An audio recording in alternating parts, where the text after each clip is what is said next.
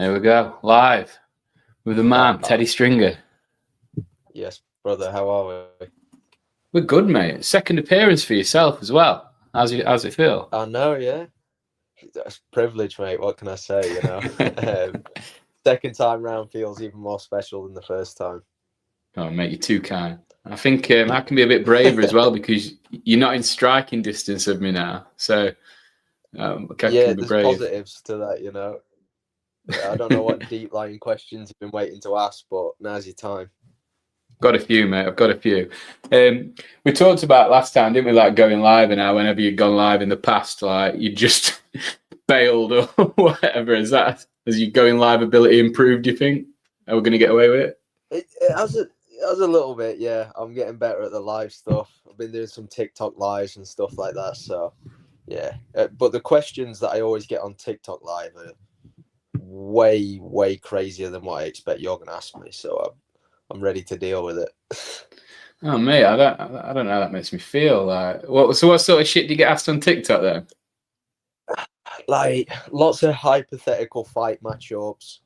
Everyone's really interested in how much money I earn and like how I fund being a professional fighter and stuff like that. Like very personal, invasive questions, but it's what the people want to know, I guess.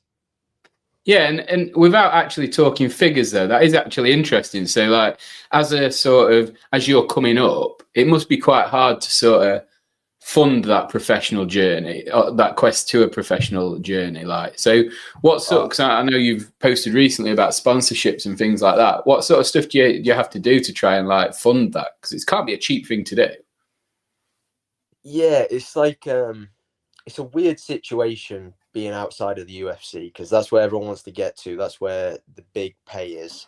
But on your journey there, you rely a lot more on sponsors than your actual fight purses, purely because like they need to find out if you're the real deal, and that's the whole point of fighting in Cage Warriors and these other promotions, proving yourself that you're worthwhile having on the card and paying that big money to. So for me, I fund a lot of my fight camp expenses through sponsors and just try and live through that because people think it's a lavish life, you get paid, but I only fight 3 times a year, max 4 times. So you get your fight purse there, and then the rest of the year, like I can't go and work in Tesco. I've got to be training, getting ready for my fights. So, you know, I rely on sponsors who believe in my training and back me whilst I'm not actually fighting. Yeah, do you feel the pressure of that as well then, like that sort of expectation from them, or does it all just roll up into part of it? Do you know, to be honest, no. Like sometimes I've worked with sponsors who have like a lot of demands from me on social media and stuff like that, and that's sometimes a little taxing, thinking like I've finished training and I've got to go and create this content for them or whatever. But for the most part, a lot of my sponsors are just good, honest people who believe in me and believe in my dream and just like don't really want much in return but just the opportunity to support me in chasing my dream. Because like a lot of local businesses see someone from Chesterfield going and chasing their dream, trying to be great, and they just want to be part of that. So I'm lucky to have had a lot of good sponsors. Yeah, and I think that's as well. Yeah, that was early on, wasn't it? And I know we're gonna have a chat after about things that we can do. But yeah, I think that's when you want to work with those people as well, don't you? You know, the ones that sort of they believe in you and they want you to do well. And it's like, I don't know, because some of the bigger brands, I know, like it's easy for the bigger brands. They'll just like at CrossFit at the moment, for example. Like Adidas have just gone on a rampage of sponsoring every CrossFit athlete, and while that's great from an athlete point of view, it's like, you know, they're just going to drop you as fast as they pick you up, and it can be a little bit sort of empty, can't it? Yeah, like don't get me wrong, big sponsors, that's a dream of mine to work with some of the top brands and, you know, have some of the things that I've paid for. Like for me, a dream would be like Nike or something like that, a big brand getting behind an MMA fighter. Obviously, most athletes have that dream. But there's something quite beautiful about the little sponsors, the people who are just genuinely invested in your journey and they want to support you from day one. Like my cousin, he's a great example. He has a CBD company and a vape shop.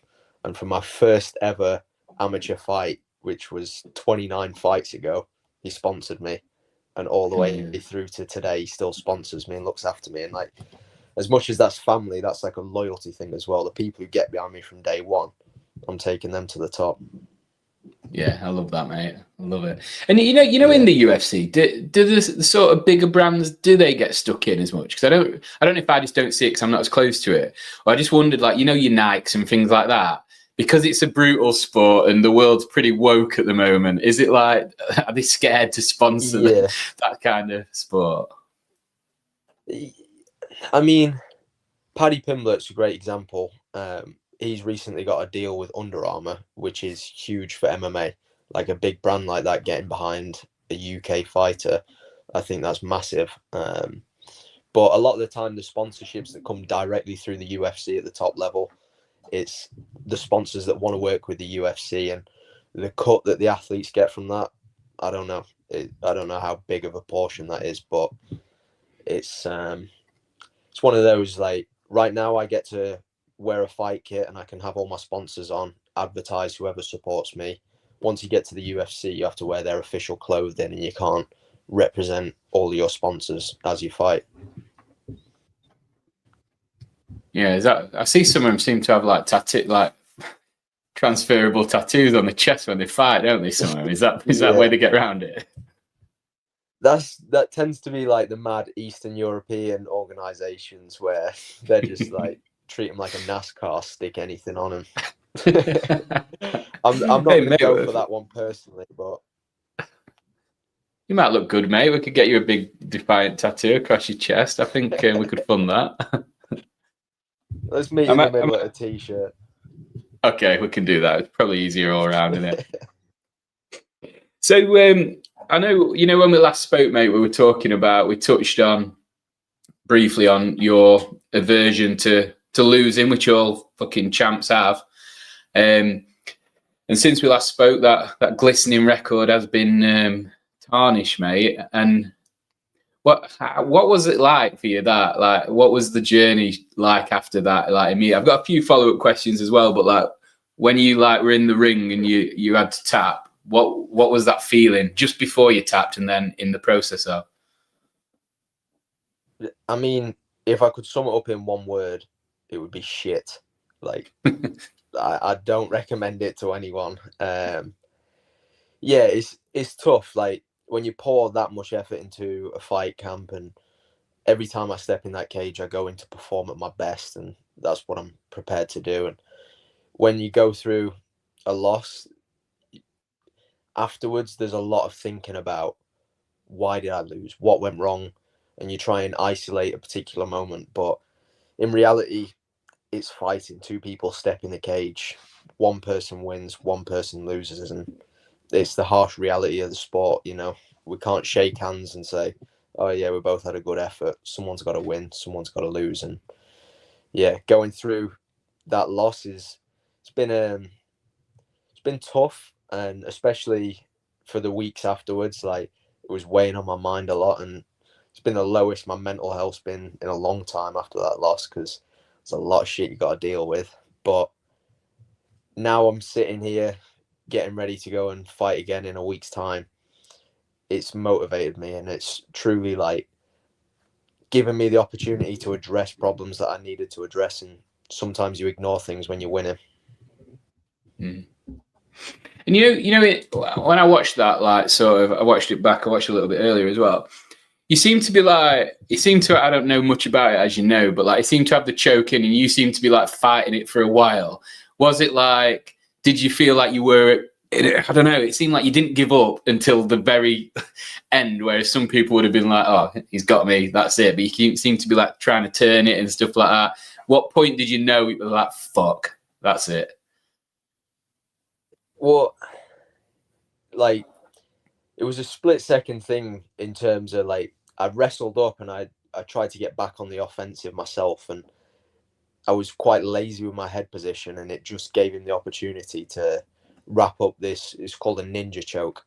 And it's one of those chokes that comes on so quick. So as soon as he wrapped it up, I was in fight or flight mode, and I thought, fuck, I've got to try and get out of this. So I was squirming, tried to get my back to the mat and clear the grips, but it got to a point where it's like I saw everything start to close in. I tried defending it, and it was like time to tap, which is it's hard bringing yourself to do that. Like, you know, you've been got, but actually tapping out and saying, yeah, you got me is a hard thing to do. Yeah. And that's good. I suppose, although it's obviously no loss is good, but like you said, you learn from it. You, like what you just said then about your head was in a lazy position. You know, like, is it easier to take a loss when you can pinpoint the exact moment when you should have done better? Like, is that easier?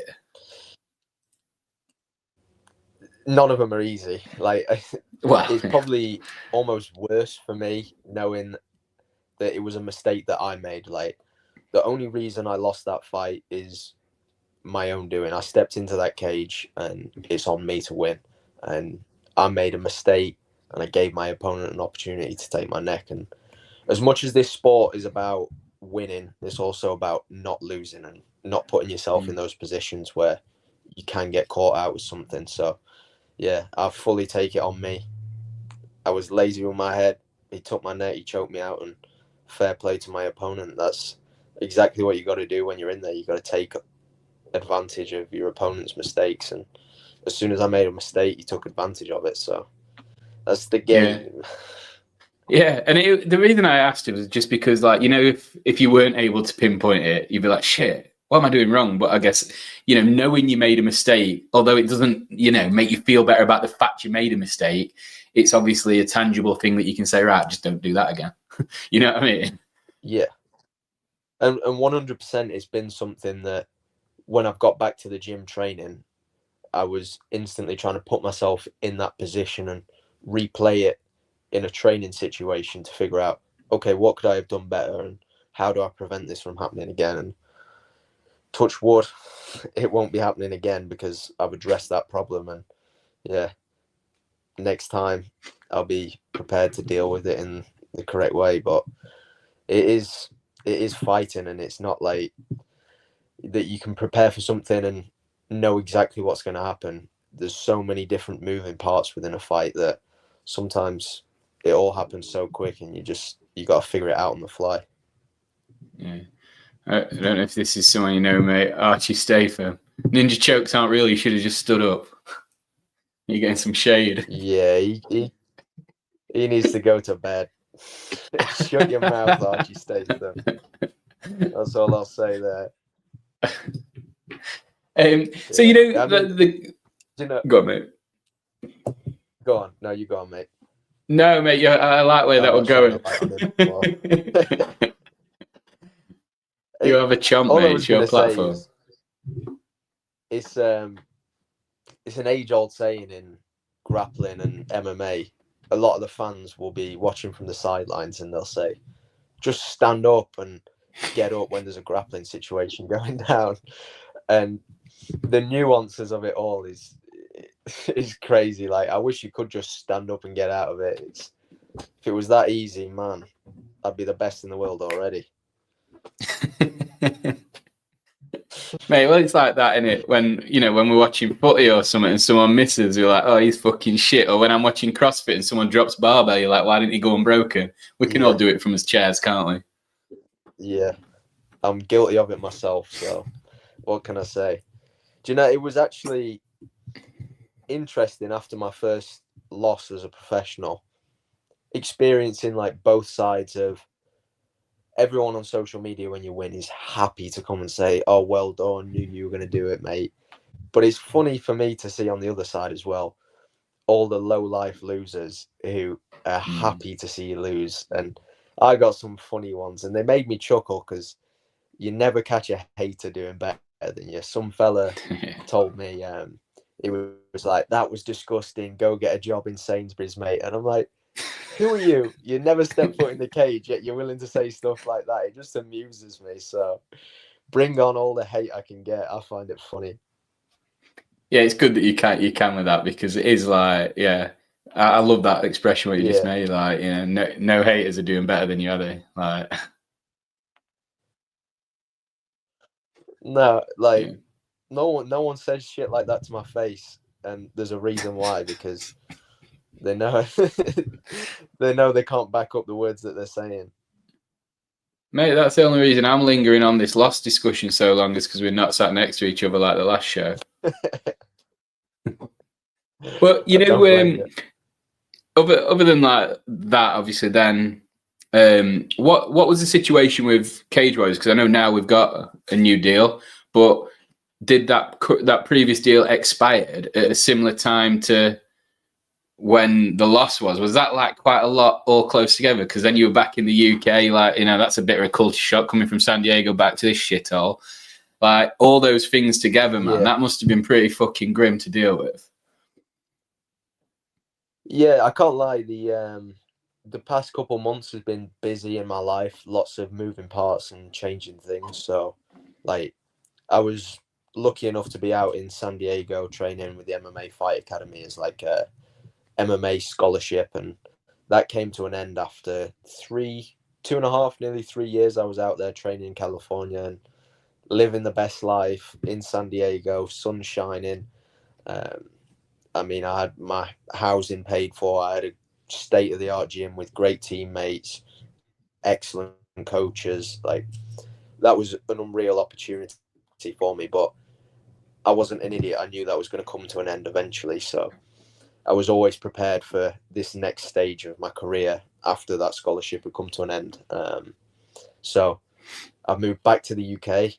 I had to kind of find a gym that was suitable to kind of take care of my needs, because I've been exposed to the highest level of training, and coming back, I've got great training partners in Chesterfield and locally, but in terms of professional MMA athletes, I'm the only one in Chesterfield doing it. So I need to go and travel and train with the best in the world, and the best in the UK. So I've had to, since that fight, I've moved my training camp to Liverpool, and I'm training at Next Generation, which is probably the biggest gym and the best gym in the UK. We've got Paddy Pimblett, Shamrock, Luke Riley, Nathan Fletcher, a handful of guys who are already in the UFC representing England. So it was kind of a no-brainer for me after the experience in California came to an end that I needed to go to the biggest gym in the UK and continue evolving. So that, along with signing a new deal with Cage Warriors, there's been a lot of things happening, but I'm happy right now. I've managed to deal with all the moving parts and get to a good situation where I've got a new deal with Cage Warriors. So I'm going to extend my contract with them, keep on beating people up in the yellow gloves, and I've got a great gym to represent now in Next Generation. And it feels good to be back in the UK as an English fighter, training out of England. You know, I didn't feel disloyal in America, but it's also like the true Englishman in me is happy to be back here representing my home nation. Mate, that's good. It's good. It's nice to have people that are proud of where they're from in this day and age, mate, because we don't have many anymore, Yeah, do we? someone's got to represent Chesterfield on the MMA scene. Hey, mate, I think a little crooked spire on them shorts would look pretty sick, mate, to be honest. I can't lie, that idea has been floating about. I just don't quite know how to include the crooked spire into the fight kit. It takes a bit of explaining to people when I say, yeah, we're famous for having the wonkiest church in England. Yeah, the one thing we're famous for is shoddy fucking craftsmanship. That's not a great sell, is it? Yeah. Well, So I'm here to change that. Well, yeah, mate, you're putting it on the map, one knockout at a time. So Amen. you know when you sign a multi-fight deal, what does that mean? Is that like sort of ambiguous intentionally, so that it could mean 2, it could mean 10, or is it a bit more structured than that? Yeah, so I've got a 5-fight deal with Cage Warriors now, and essentially what I'm doing is just signing to them exclusively. So all my fights will be on Cage Warriors, my next 5, and it just means that they'll look after me. I've committed to the organization. They're going to look after me, get me the fights that I need every year, and yeah, going to put me in the best place to just keep building my brand and doing what I need to do for Cage Warriors. But the plan is right now 5 more fights with Cage Warriors, unless the UFC come knocking beforehand. And for me, it's a no-brainer. Like, there's a lot of different organizations that I could fight for, but my goal is to get to the UFC, and Cage Warriors have a proven track record of getting fighters from the lower leagues to the UFC, so I back them all the way. Yeah, and you know, from a UFC point of view, mate, is it like scouting in football, the process? Will you have like people courting you a little bit before, or could it just be as simple as one day they just ring you and say, you're in, come on? Or is it like, will you have conversations before, or is it just random? I think the first thing that's in order is you need the people regionally to recognize you as the guy. And once that recognition sort of comes, and it becomes undoubtable that on the British scene and the European scene that I've proven I'm one of the best, the UFC will then start to recognize that. And the opportunities can come through like Dana White's Contender Series, which every summer they have a show where people essentially audition for the UFC. 2 people fight. If it's an exciting fight and you win, you're more than likely to get a contract. Or it could be even quicker than that. Like, a short notice opportunity comes, a fighter pulls out of a fight, they need someone to step in.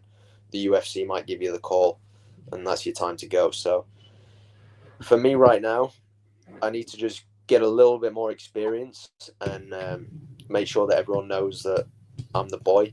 And then I'm pretty sure the UFC are going to come calling, because in terms of what the UFC are looking for, it's people who can sell fights and people who can finish fights. And I think I do both of those. Yeah, 100%. And you know, like you said then, that they might like, there's it sometimes when they need to fill a spot if someone has to pull out last minute. You know, like if you're not fight ready, how does it work? Because you don't ever want to say no to them. But if you're not fight ready and you go and turn up and just fucking get steamrolled, that can be detrimental too. So that must be a real fucking tough spot, that. Yeah, it's a roll of the dice. I mean, you've got to look at the opportunity cost. Sometimes you've got to step in there when you're not quite ready. Your weight might not be in the perfect position. You've not had the full preparation, but it's the UFC. Like, you show up and you put in a good performance, they're more than likely going to offer you another fight. So a lot of that time has happened to a lot of people in the UK scene where they've stepped up. Perhaps they've lost their first fight in the UFC, but just that willingness to take a fight on short notice, you get a lot of recognition for that, and more than likely you get a second chance. So for me personally, like, when I get signed to the UFC, I want to show them the best version of me and put in a good account of myself. But this is the fight game. You got to be ready whenever. So yeah, stay in good shape so you don't have to get in shape is pretty much the motto. Yeah, well, it makes sense. And I saw that like Tom Aspinall had commented. Was that? Have you spoke to him before, like, or has he just recognised your journey from afar? Because obviously he's pretty well experienced now, isn't he? Yeah, I mean, it's humbling that the UFC heavyweight champion of the world believes in me like that. Yeah. But Tom's his cousin is my nutritionist, Sean Aspinall. So yeah, I worked with Sean a bit, and then like Tom's supported me from even my early days when I was competing at IMAF as an amateur. He's thrown some praise my way, and like, you know, he's one of us. He's been through the exact same journey that I have. He's been through Cage Warriors, and he's lived the life that I've lived. And I think it's just nice for someone in his position to still be paying attention to the Cage Warriors scene and throwing a compliment my way. I'll take that any day of the week. Yeah, man, it looked good. That I enjoyed it. We've had a question, yeah, mate. Yeah. Andy Cheatham is one of my good mates, mate. He says, do you think you could beat Paddy? If not, how much experience or fights would it take to get close? You had a bit of a spar with him, didn't you?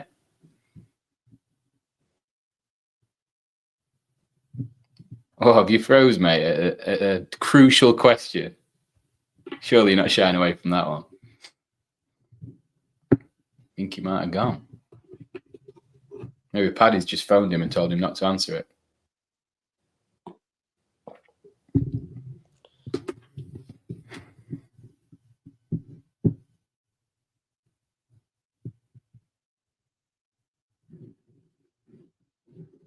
See if we can get him back.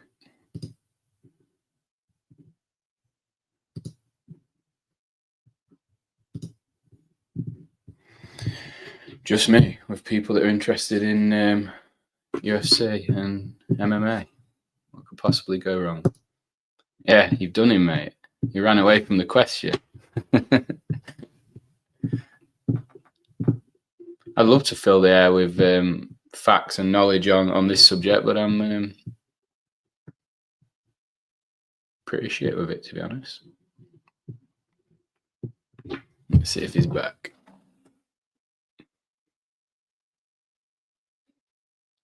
If you are bored for this moment, you could all subscribe. That'd be really good. You all right, mate? Hey, I'm back. We thought you'd shit out answering that question, mate. Yeah, I'll pass on that one. What was it like sparring with him, though? Difficulty. Well, to address that question, Paddy's now one of my training partners at Next Gen. So, yeah, dreaming of fighting him is something that happens on a weekly basis now. So, all I'll say on that is I got a nice black eye here, courtesy of Paddy The Baddy this week. So, you know, he's a high-level fighter, and yeah, he's one of the best in the world for a reason. I'll tell you that. But training with someone like him is crazy insightful for me. You know, to be mixing with one of the top 5 lightweights in the world, it just shows the level that I'm at already and the level that I need to be at. And the fact that I can train and be competitive with him and help him prepare for his fights, and he helps me prepare, is like, it's a crazy position, something that I would have dreamed of as a kid. So being in camps and helping the best in the UFC prepare is amazing. And Paddy is seriously high level. A lot of people sleep on his skill set, but he's one of the best in the UK and one of the best in the world, hands down. So, you know, like, I don't follow it as closely, but he seems to sort of fluctuate, like, with his weight and like his appearance outside of fight camp and stuff like that. Is that just is that quite normal within the fight space? Because I assume that you'd always just be constantly in shape and constantly ready, whereas he seems to sometimes look like he's not even remotely ready, and then gets to fight day and he's just a killer again. Yeah, I think one thing as fighters we can all agree on is we have eating disorders built into us just because the way the fight game is. Like, me and him are the same weight class, but at times you'd look at us and you'd think these fellas aren't anywhere close to the same weight. Purely because when I fight at 155 pounds, 70 kilograms, I am that weight for 20 minutes whilst I step on the scale. And then as soon as weigh-ins are finished, I'm trying to get back up to my healthy weight, because we cut weight in saunas, baths, using dehydration techniques to get down. So the weight cut process of MMA is a long, grueling part of it.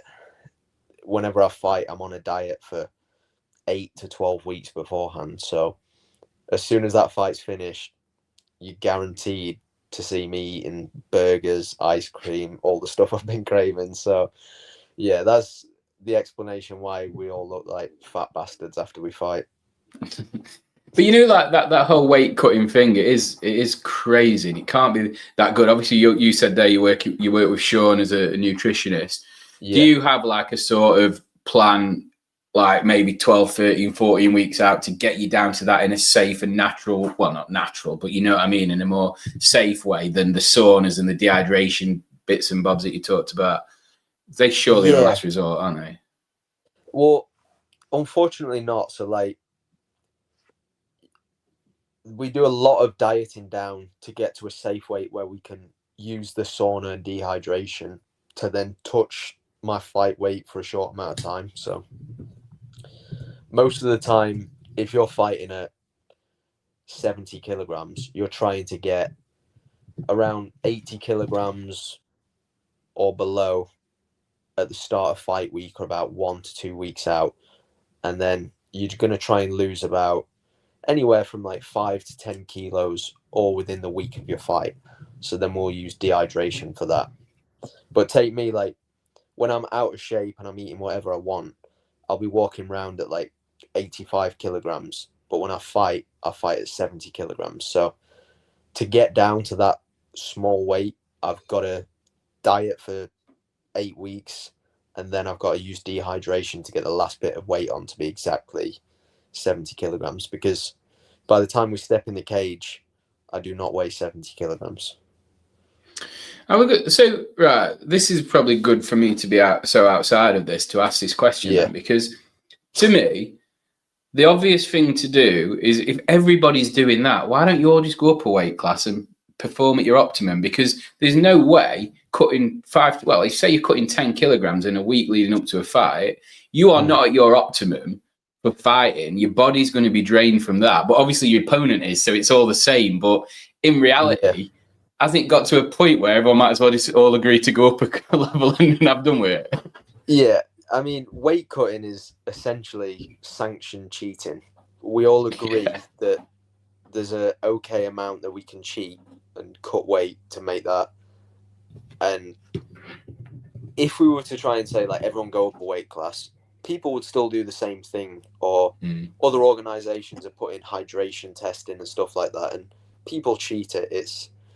If you're not cheating, you're not trying in this game. So any way that we can get our weight as low as possible, and any advantage that we might get, we will do it. But for me, I see this as like another way to beat my opponent, because everyone's cutting weight. Everyone's going through this dehydration process. We all know that. But who does it best? Who refuels correctly?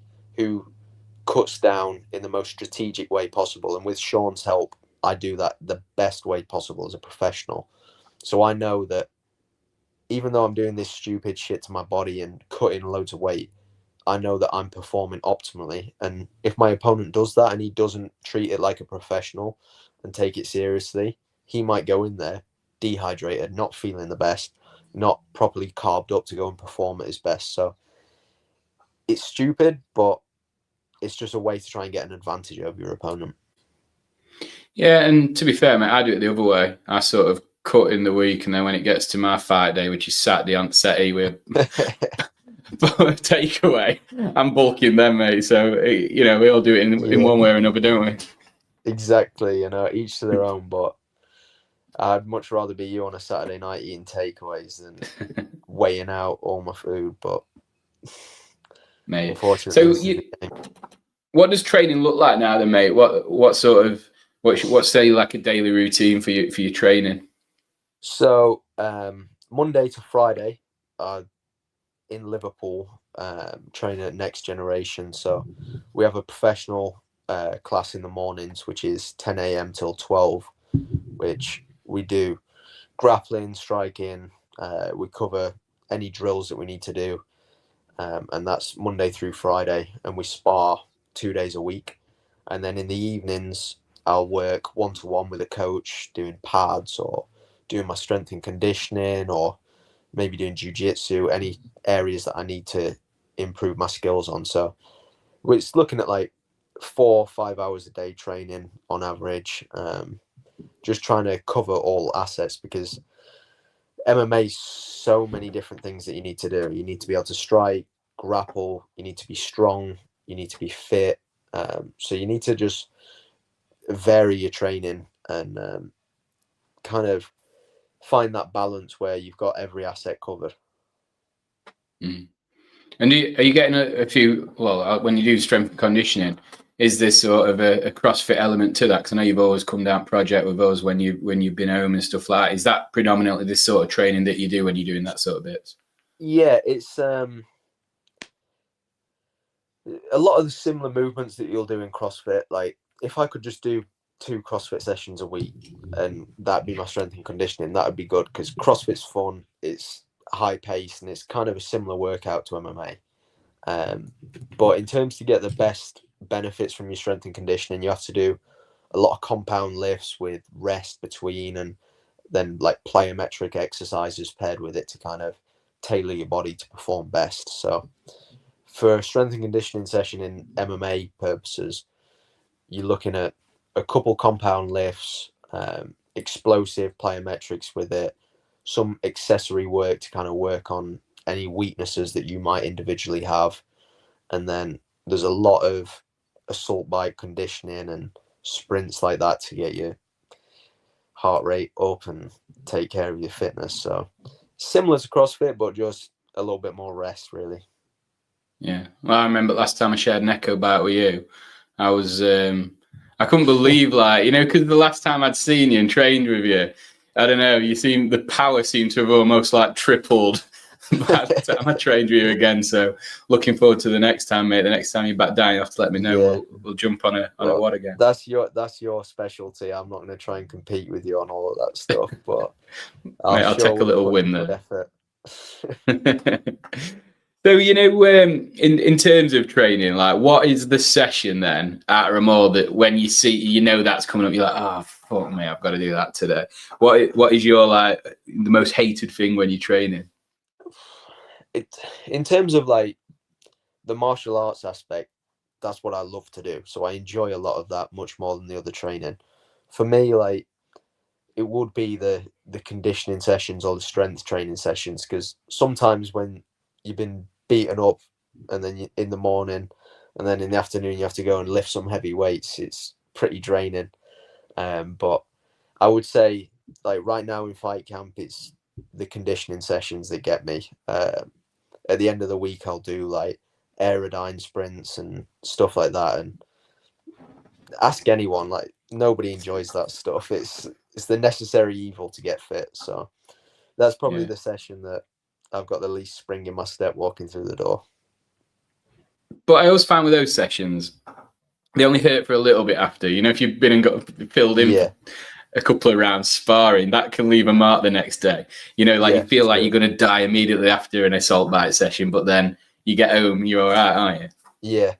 And it's weird, like, you tend to feel energized afterwards. You know, you expend a lot of energy you put in the grind, but afterwards you feel fresh and you're like, God, yeah, I'll do that every day. And then you wake up the next day and think, I'm glad it's not Saturday again. Yeah. Well, I work out today at Project, mate, 100 burpee pull-ups for time. That was a good little grind. See, stuff like that sounds grim to me. That's like, I like getting punched in the face. You'd probably hate it. Doing burpee pull-ups, not for me. No, thank you. Yeah, I think it's a different kind of. I like them ones that, you know, it's a big old slog and it's just you in your head, and the only reason you stop doing it is because you want to stop, as opposed to you physically have to stop. I like them because it's a bit of a mental battle. But yeah, definitely not a fan of getting punched in the face.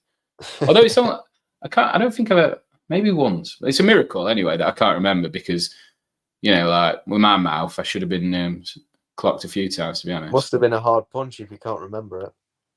I just don't know if I got punched. I just yeah. I feel like there might have been some alcohol involved that night. Yeah, that's probably why, mate. And most days when I used to drink, like, it was a miracle I didn't get punched. Like, that was, my ex used to tell me that every time I wake up in the morning. She went, "Can't believe what you said to everyone last night." I'm like, unscathed again, though. I'm similar to you, man. I don't like to drink because it really does inhibit my decision-making abilities, and start thinking, whew, I'm lucky that I didn't get beaten up last night or fall out with everyone I know. Mate, I used to just say it just made me tell the truth, and if people couldn't deal with the truth, that was kind of their problem. But no. So, mate, like, before we close out, like, what's next? And you say you got a fight next week. Like, who we're fighting, and what's that look like? I wish I could tell you honestly. I've been doing a fight camp over at Next Gen, getting ready for this fight on the Manchester card, November 22nd. But I'm still yet to have an opponent, and we are 10 days out from the fight. So I trust in Cage Warriors, Ian Dean, the matchmaker, that I will get a fight, and hopefully the people watching this will get to see me beat someone up next week. But as of now, I'm prepared to fight next Saturday, Cage Warriors 198. Who?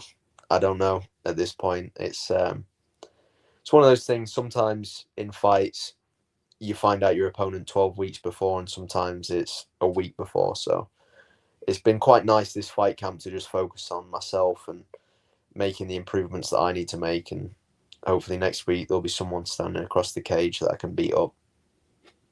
Is that a common danger then in what you do, mate? Is over preparing for who you're fighting and then forgetting about yourself a little bit? Because you said then you basically controlling what you can control right now because you have no idea what it might be. Can it get to that point where you're too focused on them rather than you? Yeah, definitely. Some people allow their opponent to live rent-free in their head all fight camp, thinking about what they're going to do and not what you're going to do yourself. But I view it as two separate skills. Like, if I have an opponent weeks in advance, then I'm training to use my skill set against theirs and match them up against, like, where he's weak and I'm strong. I'm going to expose him with certain techniques, and it becomes more of like a smart approach. Whereas taking a fight on short notice or not knowing exactly who you're going to fight, that's just straight balls right there. You turning up, not really aware of what he's going to bring to the table. You might have watched one of his fights, and you just go out there and you're fighting based on what you do best. So they're very different skills, different approaches, and yeah, unfortunately, sometimes I don't get an opponent until a week before, and sometimes I get someone 8 weeks out. So it's something you got to be able to do both sides of the coin. Mm. And are you like, even though it might be, it could only be a couple of days before, are you pretty much guaranteed to get a fight at this point? Or could it be that you didn't get one at all? Fingers are crossed. That's all I'm saying. It's a lot of moving parts. I'm glad that I have managers and they take care of all of that and they sort that out for me, because being involved in that as a fighter is not something that you want to do. I'd say yes to fight absolutely everybody, and I'm willing to fight anyone at any time. So having people to organise that for me and make sure that I'm getting paid, I'm doing it professionally and in the right situation, I'll let them take care of it. But I'm praying that we get a fight next week.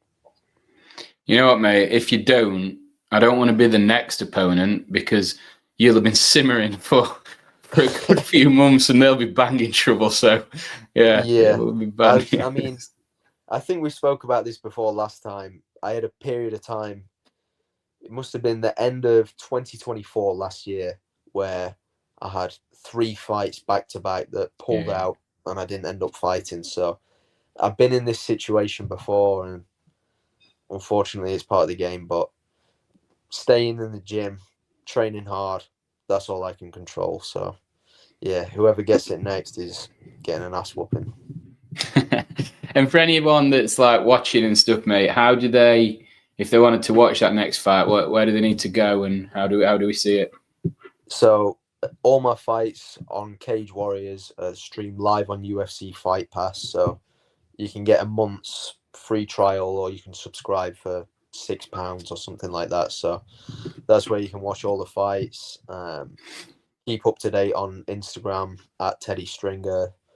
TikTok might be Teddy Stringer 1, but it's either one of those two. You'll find me. You'll find all the information. And of course, follow Cage Warriors for updates.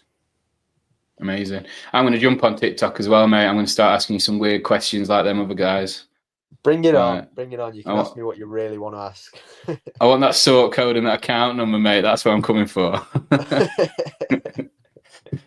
Not right, that brother. Not yet. You need a few more punches in face, mate. Yeah, I'm getting there. A few more spars with Paddy and you'll be on your way. Amen. Right, mate. I'll close it there, mate. If you just stay on for a sec, we'll have a catch up about a few bits and see what we can do. But yeah, thanks for tonight, mate. I appreciate it. And I'm looking forward to seeing the next fight. Thank you, brother. Thank you to everyone for watching. Bosh.